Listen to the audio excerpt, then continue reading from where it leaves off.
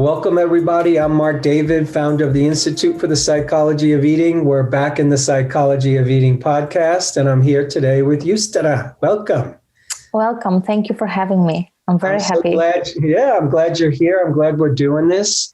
And if you can get whatever you wanted with food and body, if you could wave your magic wand, yes. What would be your wish? I would like to know, and probably the answer is very, very easy, but I need somebody to point it. I would like to know what happened to my body, because I was a former dieter. I had some eating disorders, and I got to this point that I stopped dieting. I stopped working out for losing weight, and my body gained weight. And now whatever I do, it's just stay there. It's like, is this the message that my body says, just leave me alone? I want to rest, because I was a dieter for the last 20 years. And I stopped maybe a year and a half when I met this Ayurveda doctor. And I got this wisdom about my body, that it's okay to have different type of bodies. We don't have to be all in super shape, that's not the standard of health. So I don't know. So you were dieting for 20 years. How old are you now? I am 39. 39. So you started when you were about 19 years old. Yes. And what got you started on dieting? What made you think I should go on a diet? I mean, no one ever told me, because I was growing up in communistic Poland. No one ever talked about the puberty, how my body is changing, what's going to happen. There was no message from nowhere, from school, from parents. It didn't exist. And I got a little bit bigger when I was in my 18, 19, 20. And then came the idea to start losing weight. Mm-hmm. And I started study food process engineering. So I was getting knowledge about the food. It was actually very interesting. And I changed my eating habits year after year. And I got to the point that my weight was stable. But now I know I was very skinny. But back then I thought I'm always too fat. I'm always too big, that I'm not attractive, that I'm not desirable. And I want this, everything to get. But first I thought my body must be perfect. Mm-hmm.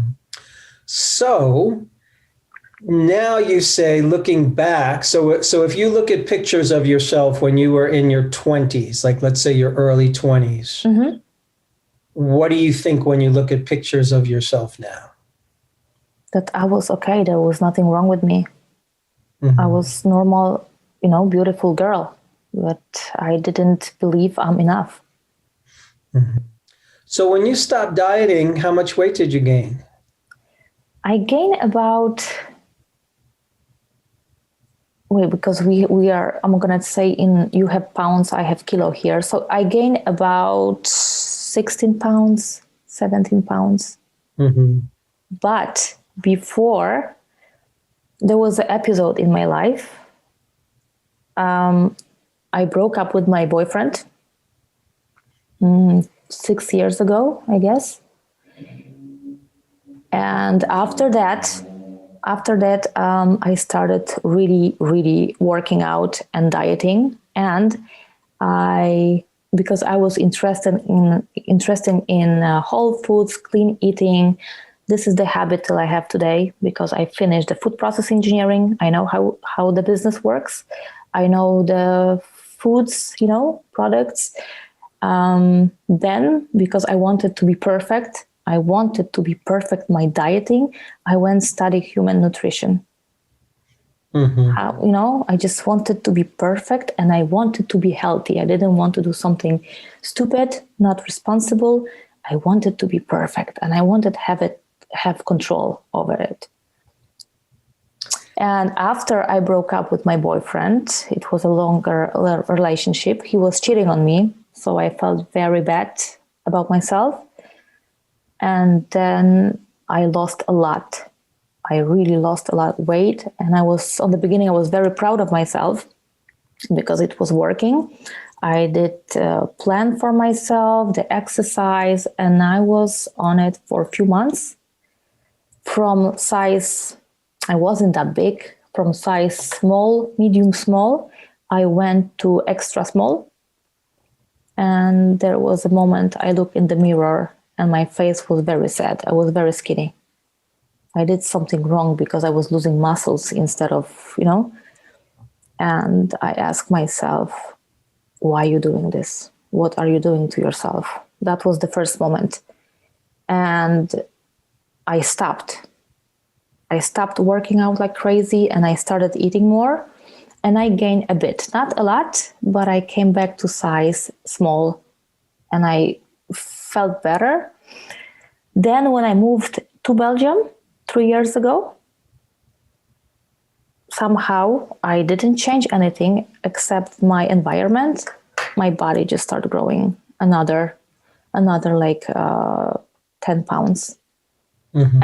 And now it's there. It's just like my body is in that place all the time. Whatever I do, I try to not dieting. If I work out, I do it for pleasure. I do it to feel better.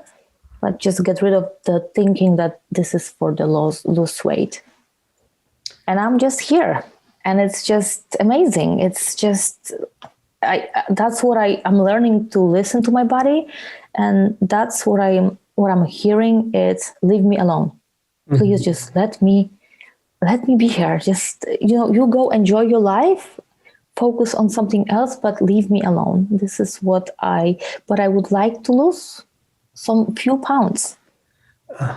So what I hear is that there's a part of you that very clearly can listen to your body. Mm-hmm. And there's a part of you that very clearly hears what your body is saying. Leave me alone. Just let me be. Go live your life. Go be happy. And then there's this other part of you that says, yeah, but I just want to lose some kilos. Yes. Is that true? Yes. And it annoys me. I don't want this other voice, I don't want to lose weight. I mean, I want to focus on something else in life. There's so much better things in life, just that, instead thinking, have this, thoughts in my head. Yes. My goodness, it's so, and I'm really trying, and the brain is amazing, I'm learning. Even I know that everything is in my head, but and I am a profession, it's easier for me to help my clients, and I cannot read my own label. I feel like I'm in a jar and I cannot read it, like, come on. And probably the message is so simple and it's just right here, probably in front of me. And somehow I'm looking further. That just sounds so human to me.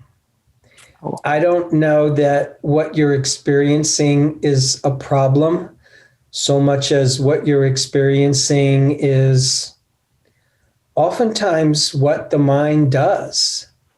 The mind will say, I love this person, but this person's not good for me. Or the mind might say, I want this, but, I want that. Mm-hmm. The mind might say, I want to make lots of money, but, I don't want to have to work that hard and give up my life. So I think there's the place in us that is always experimenting with the opposites. Mm-hmm.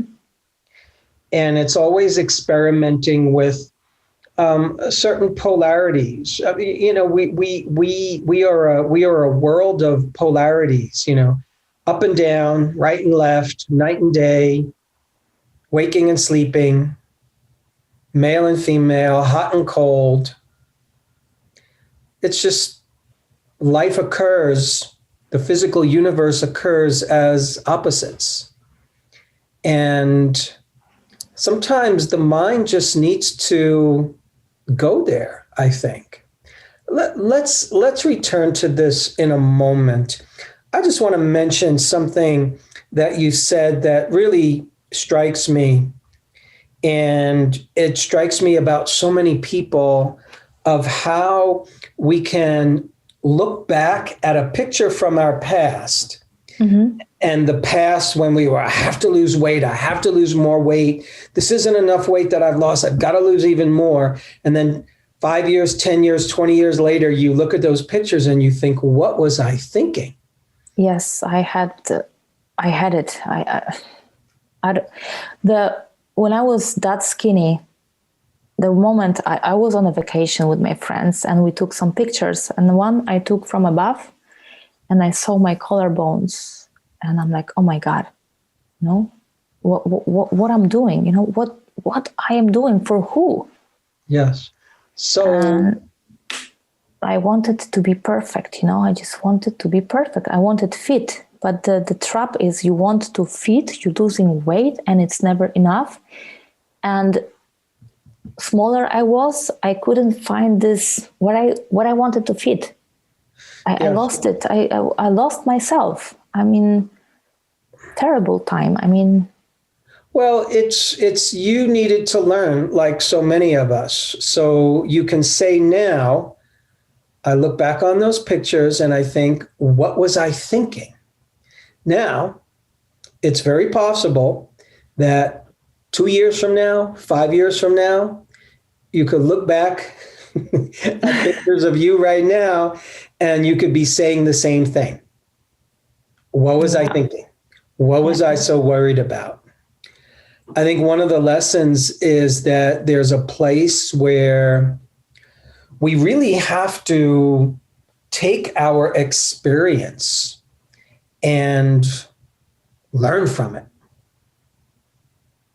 And in this case, to me, taking your experience and learning from it means that the mind isn't always clear. The mind isn't always accurate. The mind isn't always discerning properly. Mm-hmm. The mind, your thoughts think, I'm not good enough yet. I will only be happy when I lose more weight. And then you look at these pictures now and you think to yourself, God, I was so skinny. What was I thinking?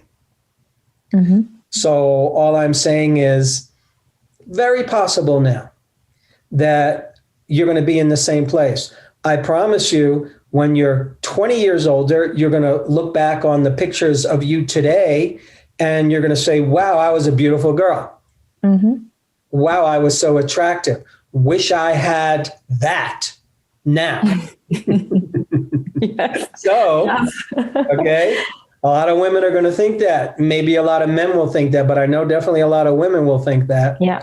So now's the time to sort of embrace the wisdom that you have learned. Mm-hmm. And I really think you're smart enough that you've answered your own questions. You're just still in the conundrum of, well, I have these two voices, and what do I do with these two voices?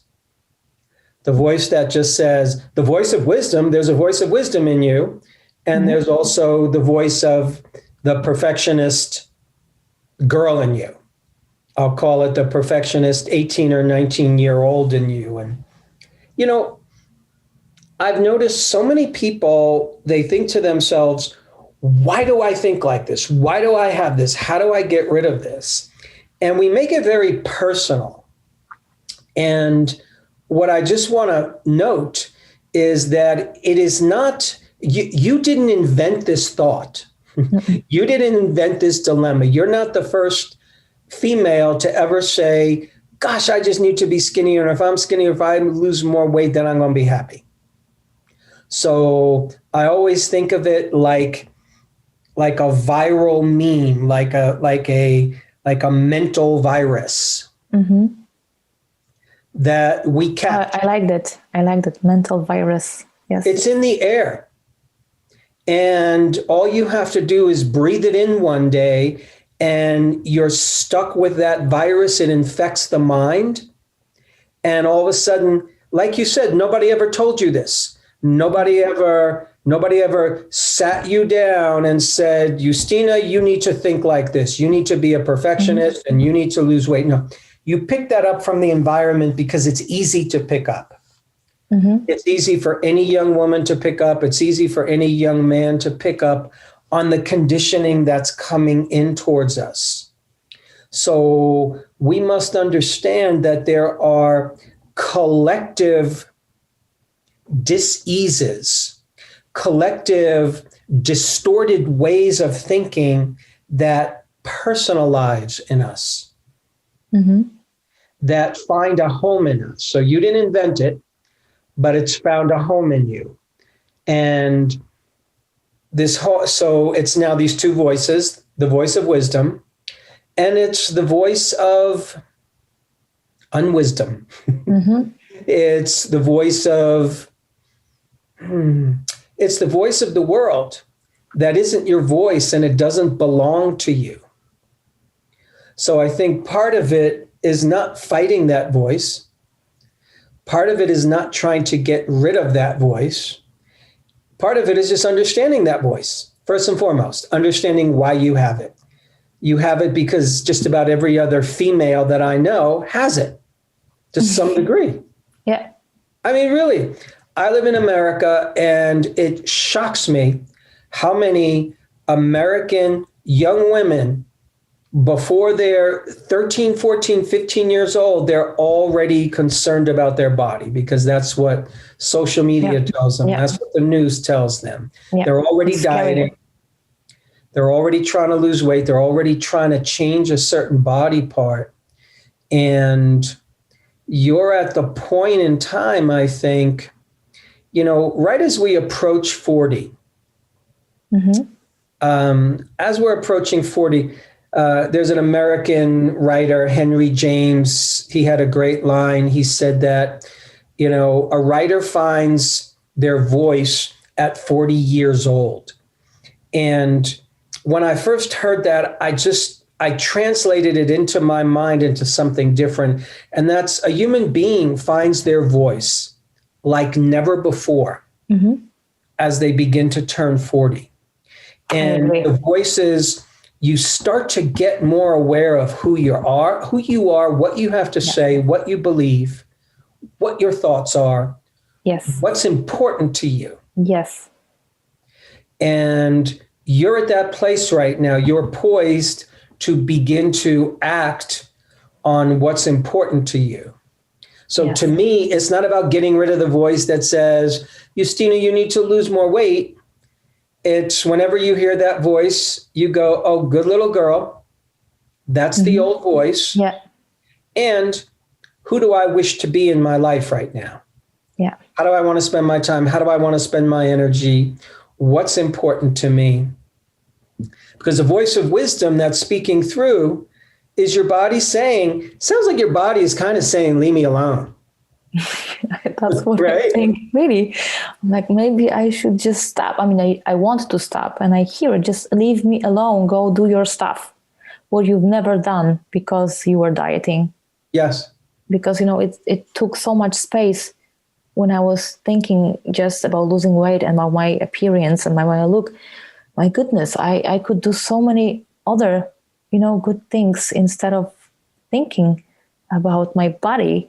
And it was only me concerned about my body, not other people. Yes. I promise you, 99% of men aren't walking around and they pass you in the street and say, oh my goodness, if only she could lose X number of kilos, then I would fall in love with her. Yeah. Men don't think like that. They notice you or they don't. They like you or you don't. Yeah. Same with you. You like somebody, you don't like them.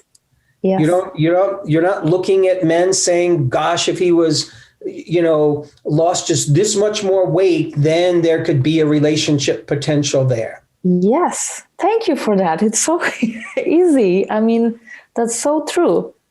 Right? Walk down the streets of Belgium, you'll see people of all sizes and all shape in relationship, loving each other. Yeah. Doesn't matter. Yes. We believe that people are looking at us as critically as we look at ourselves. Yeah. False belief. Yeah. And it's not People don't care. Yeah, I don't care how people looks like. Yeah. Yeah. So you've probably never done this before. You've probably never lived your life where dieting wasn't number one on your list, right at the forefront of your mind all the time, always there, Yes. or always in the background, waiting to just step right into your head and take over. Yes. So I love the idea for you of as a practice. You know, you're not going to be perfect at this, but just choose to say that I'm going to spend time living my life. I'm not going to worry about my weight. I know how to eat healthy. I know what foods I like. I know what to do. See what it's like to trust your body a little bit. Yeah, I'm working on it. It's amazing how I know that, that the diet industry, that dieting doesn't work. I know everything about food, but that this belief, this thinking where it's not mine, it's so rooted. Yes. And it's so hard to get rid of it. But step by step, I believe I told my friend, it's time to live my life. I'm like, really, I want it so badly. And this thing just sitting in front of like I was thinking being as a human nutrition and helping other women, I thought if I am too big, I'm not worthy to do it. I'm not trustful enough. And I was so afraid to go for my business. And am I good enough? Maybe I'm too fat to be a dietitian. How pity is that? I lost so much time. Yeah. So I just want to remind you once again, it's not about getting rid of the bad thoughts. It's not about getting rid of them. It's letting them have their place and not indulging in them, not feeding them. So you remembering that, something, these thoughts might always be with you for the rest of your life, but instead of allowing yourself to get on top of these thoughts and ride them around like a horse all day and entertain it all day, you notice that you're thinking that, and then you shorten the amount of time that you spend there. So instead of going, oh, Justyna, you really need to lose weight, and then you're going to let that worry you all day, you let it worry you for 10 minutes, 5 minutes, 2 minutes, 1 minute. So when you start to try to fight thoughts and get rid of them forever, in a strange way, we make them a little bit stronger. Fighting it and resisting it gives it power. Okay. Instead, the strategy is let those thoughts be, allow them to exist, but give more energy to these other thoughts that you're having, these other thoughts called, oh, and how do I want to live my life today? What am I going to do today that makes me happy? What am I going to do today that gives me pleasure? What am I going to do today that feels nourishing?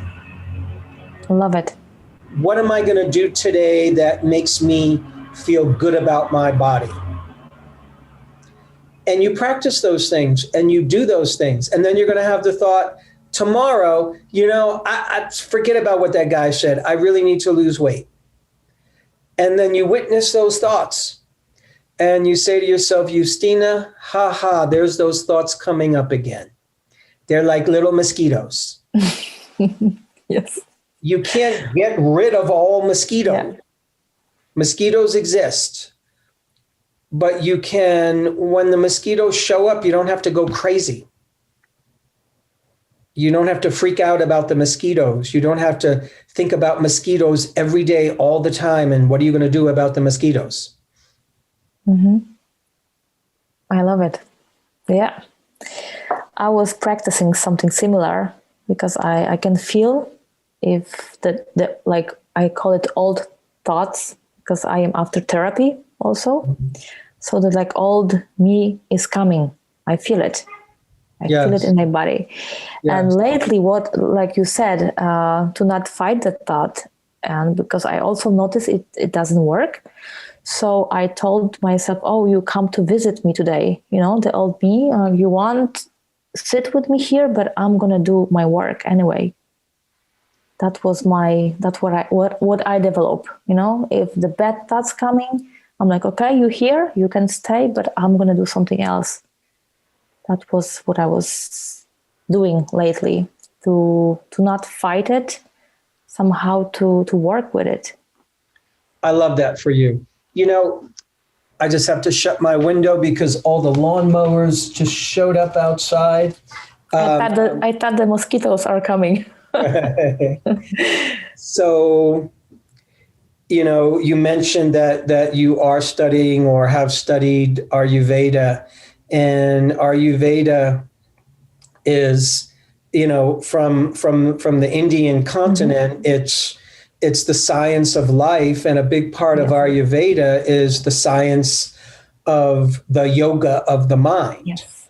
And really how to begin to harness the mind.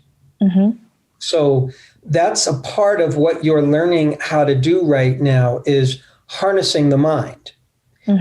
By harnessing the mind, it means beginning to notice thoughts. Yes. And not give the thoughts our worship. Yes. Not indulge in them, not massage them, not feed them. Yeah.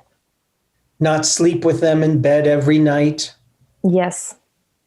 So that's the practice, but it's always when you're not indulging those thoughts, you're always replacing them. Yes.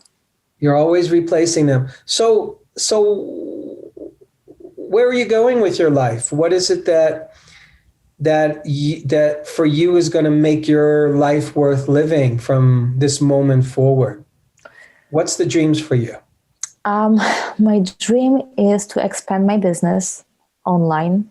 I called myself mind body nourishing expert, anti-diet nutrition, because I don't believe in diet. I know many women suffer from it. It's really like based on ours. I'm talking about women because I work with women, based on our like fear about our like devaluation, because I feel like this diet industry, it's really first make us feel bad to sell the products that, the products they're gonna fix me. And it's really detrimental for the mind. And instead of, contribute in social life, career, success, developing, learning, many women, take this space in brain just thinking about body and how imperfect they are. And that's my goal, to spread the message that, you're beautiful. I see what I suppose I should coaching myself, but it's so hard to do it for yourself. And that's my message for women. There is anti-diet. I have anti-diet strategies for my clients, and I didn't feel good enough to do. I still have like, maybe I'm not good enough. Maybe I'm not perfect. Maybe this. So from now on, I really just want to put those thoughts here, not fight them, just focus and pushing myself towards good. Yes. And I find that for so many people who get into the nutrition counseling or coaching world, the health coaching world, people who work in the fitness world, people who are helping other people with their body, we're often teaching what we need to learn. We go into these fields because we ourselves are fascinated with it for ourselves. We ourselves have learned and have been through our own journey and are going through our own journey. And ultimately, that's what qualifies you, is that you're on your own journey Yes. in a conscious way. Yes. So you don't need to be perfect to help another human being. Yeah. You got to be a few steps ahead of them, for sure. Mm-hmm. But if you remember that you're teaching what you need to learn, Mm-hmm. then every time you work with a client, you're reinforcing what you need to learn for yourself. Yes. And it goes in deeper. So if you look at it that way, then it's not like you're an imposter. Mm-hmm. It's you're, on the one hand, supporting your own journey, Yes. and you're supporting your own journey by helping other people. Yes. You know, in the 12 step or in the recovery universe, people who are dealing with addiction challenges, addiction to alcohol, to drugs, the moment you're able, you're helping the people that you can help, even though you still might be challenged with addiction issues. Mm-hmm. There's always somebody who's worse off than you, that you're a step ahead of them. Yeah. And part of the healing journey is that as soon as you're able, you help other people. Yes. So that's what we're doing. You don't have to wait to be perfect. I don't know what perfect means. Yeah. I don't want to also wait, I want to start, you know, it's amazing how it doesn't work. You cannot be perfect, because why? I want to be perfect in my imperfections, because you learn all the time. What if I would perfect? So there's nothing there, like you cannot go further. So yes, but it's really rooted in my head, that I need to be perfect, and perfect. This is amazing how, and I'm aware of that. I'm learning from I meditate. I started meditate 3 years ago. Like on the beginning, I didn't know what I'm doing, how it's gonna work, but I start to understand. I'm more calm. I more trust myself. Like I trust my body. I really, every time when I doubt, and I don't listen to it, after I'm like, damn, it was right. I should, So it's learning and allowing myself to like really hear my inner voice and believe it and just follow it no matter what. Because then I experience miracles. It happens few things, in my life here, being in Belgium. I'm like, it really works, and it's worth to follow and go in that direction, despite if I gain some kilos. Do you weigh yourself on a scale? No, I don't have a scale. I get rid of it. It's no. But sometimes when I am at my friend's house, I go on a scale. But I don't have. I don't want it. I don't want it at home. I don't need it. I am not a number. That's what I'm saying. I'm saying to my clients, you are not a number. Yes. So one way to describe what you're doing is you're detoxing. And sometimes we detox the body. We detox the body with certain diets, with fasting, certain herbs or supplements. And sometimes we're detoxing the mind. And you're at a time in life where you're especially detoxing your mind. You're noticing toxic thoughts. And the way to detox from toxic thoughts is to just not feed them. Yes. So much. Not to get rid of it. Yes. It's impossible. It's about downsizing it. It's letting them be the actual size that they are, which is tiny and insignificant. Yes, I love it. Yeah. Detox my mind. Actually, I moved out from Poland to detox my mind, The environment was not good politically. So that was one of the reasons I moved out. moved out. And I don't miss my friends. I don't miss my family. I changed my pattern here. I needed fresh air. I needed fresh environment, something. I feel very good here. And you said about detoxifying my mind. I think I started process like 3 years ago. I chose myself. I'm disconnected with many people because I thought, I'm growing, I'm going somewhere, and some people just stay there, and I don't need them anymore because I need other people. Like, I even stopped talking to some of people from my family. I asked them to not talk to me because they are toxic to my brain, and I want to develop. Yeah. So you're following your inner wisdom, and that's this phase of life for you, is what it sounds like to me. Like, this phase of life is about you listening to your inner guidance, your inner wisdom, your body wisdom, and then choosing to follow it. Your body wisdom is speaking loud and clear. What happens is we often believe that the answers to how do I fix my body? How do I lose weight? How do I be healthier? We often think that the answer is found in the books that we read, or the courses that we take, or the online information that we read. We think it's out there. And there's a lot of great information out there, for sure. Yeah. But ultimately, you are the general manager of your internal experience, and we need to choose what information is relevant for us. And we often miss, I believe, the fact that ultimately our body wisdom might very well be number one in terms of who knows the most about what your body needs.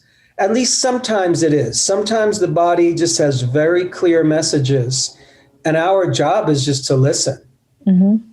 And part of listening is, for me anyway, sometimes part of listening just means being more humble and understanding that my mind and more information and more education from out there isn't necessarily going to solve my problems if I'm neglecting my inner voice. Yeah. I'm glad you said that, because this is also the discovery that in order to grow and learn from yourself, you have to get rid of things, and everything is in you. Like, really, everything, every wisdom, every voice, every wisdom, everything is in me. Every answer is in me. There is nothing out there. Whatever I think inside, because my life is going in my head, right? It's not here. This is what I see, it's what I think. It depends what I think and how I imagine my life. This is my lately also discovery, and it's really helpful, that anything would happen outside it's not my business. I have my business here. You're in such a great place, Justyna, really. I just needed to hear, because I sometimes I feel so lost, and I'm like, sometimes I wake up, I'm like, what's going on? I just sit, on the couch. I'm like, what's going on with my life? I'm lost often. But then I think maybe it's a chaos because I'm shifting somewhere. That's why I experience that, and old things coming back to me. I have worse days, and I'm like, and I don't know, is it good or bad? So, it's ultimately, I think, about learning to trust our own life and trust our own journey. One of the symptoms of me not trusting my own life and my own journey, the wisdom of my life, the wisdom of my journey, one of the symptoms is I need to control everything. I see. Yeah. And one of the ways that we control is we control with food and diet. Mm-hmm. Can't control my life. I don't know what's going to happen. Guys leave me, people cheat on you, family members do this, the world does that. But you know something? I can control my eating. I can control my exercise. I can control my diet. And look, you see, I controlled it and I lost weight. I'm in control. So it's often a very, very symbolic form of control because human beings, we don't like uncertainty. Mm-hmm. We want to know. Yeah. I want to know what's going to happen tomorrow. I want to know where this is all going. And at some point, and I think you're at that point, you realize that controlling through the different ways we control, you can try to control other people. You can try to control your weight and your diet and your food intake, that controlling doesn't make us happier. It doesn't make us wiser. It doesn't make life better. In fact, it kind of makes things worse. Yeah. And what to replace that with, which again, to me is a practice, is replace it with more vitamin T, which is trust. Yeah.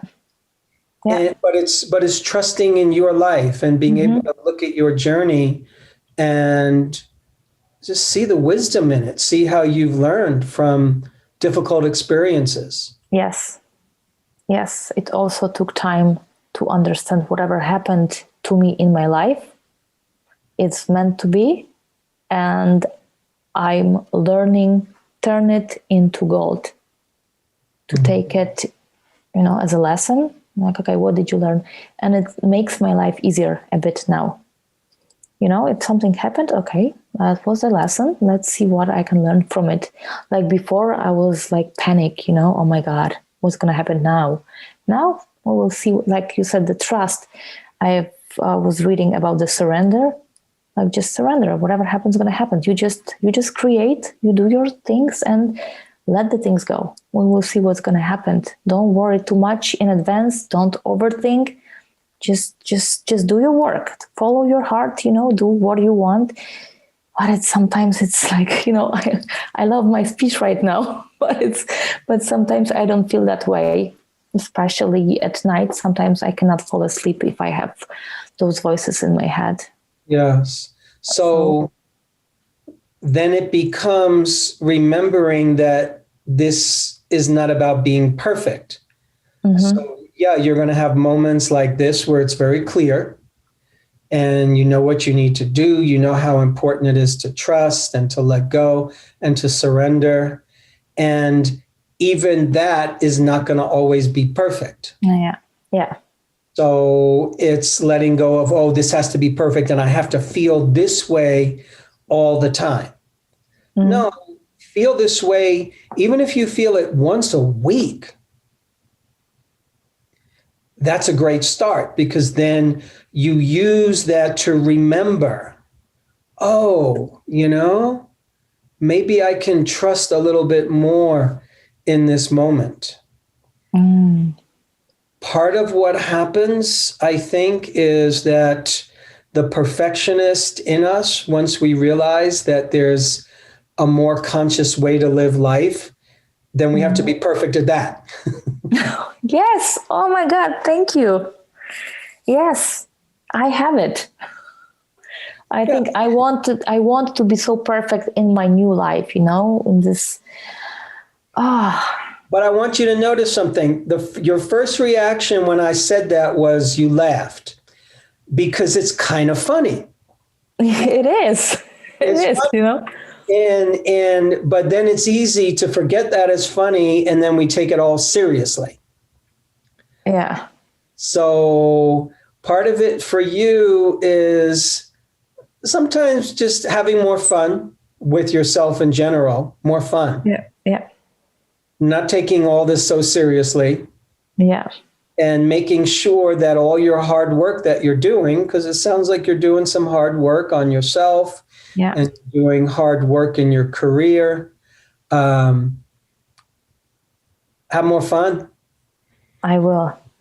I am fun actually, but also the last year was very heavy because I moved to Antwerp 2 days before first lockdown. So it was like I moved and I stuck here. But I made a few friends, so I have people to spend time. I have also one very good friend that I can really talk, like deep talk. So I feel connected. Yeah, but I would like to go back to people. And I think the last year was a little bit depressing. But I know I'm not the only one. Yeah, for so many people, such a hard year, Yes. And yeah, such a difficult time because there's been so much isolation yes. and a lot of fear and a lot of grief. Yeah. And we're coming out of that now. Yes.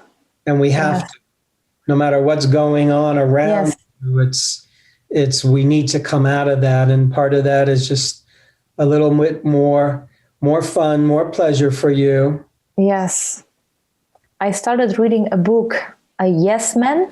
I think it's Danny Wallace. He's a British guy. There was a movie, Yes Man, with Jim Carrey. Yes. So I started reading the book and I'm like, I should be more like yes person, just yes for everything. So I started practice it because I want to go out. I want to make more friends. I want to build my own also community, in my business. So, and I had all those doubts sometimes just coming like from nowhere. But now I understand it's normal. This is a part of me. Yes. Yeah. But It's yes. normal. And it doesn't mean there's anything wrong with you. It just means you're a human being. Yeah. And when we have inspirations, immediately what shows up is everything that would be in the way of what we're inspired about making happen. So if you have an inspiration, a vision for your life, if you want to be a better person, then life will comply with us. But it'll show us everything that's in the way of us being a better person, I think. Yes. So it shows us all the little fears. It shows us all the little concerns that, these are the things I need to work with. And remember, working with doesn't mean getting rid of. Yeah, that's a good one. Doesn't mean getting rid of it. It means you learning to dance with it. That's a good one. Thank you.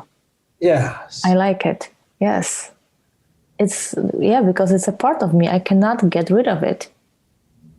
It's mine. It's a part of me. The old me, the old stuff that I had, that I worked through.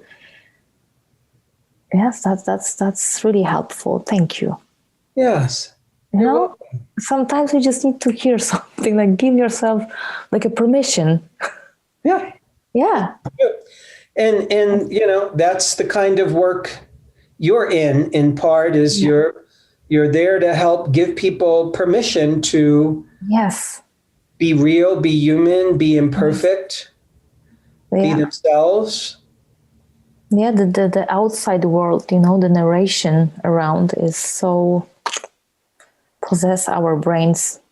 Yeah, and it's, so many people get on social media and everybody on social media, not everybody, but so many people, they're showing you their happy self and all the wonderful things that they're doing and how their life is so great. And, and we know it's not.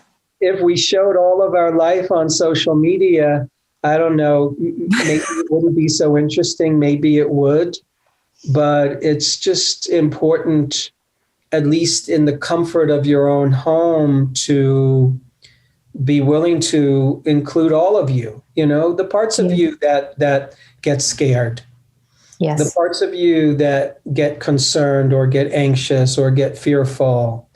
Those parts need love. They don't need us to get rid of them. Yes. Yes.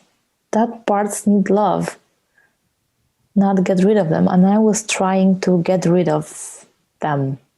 Like, oh my God, thank you so much. I just have, I need it. I needed this talk. I need that conversation because it's hard to talk with yourself. And sometimes you just hear one word, one question, and you just have this aha moment. That's why I think God made other people. Oh my God, that's what I'm saying. It's not just you on the planet. It's not just me on the planet by ourselves.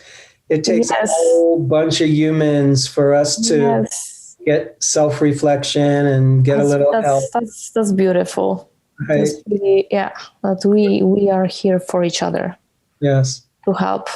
Some people are somewhere on the back with their journey. You are on the front, so you help.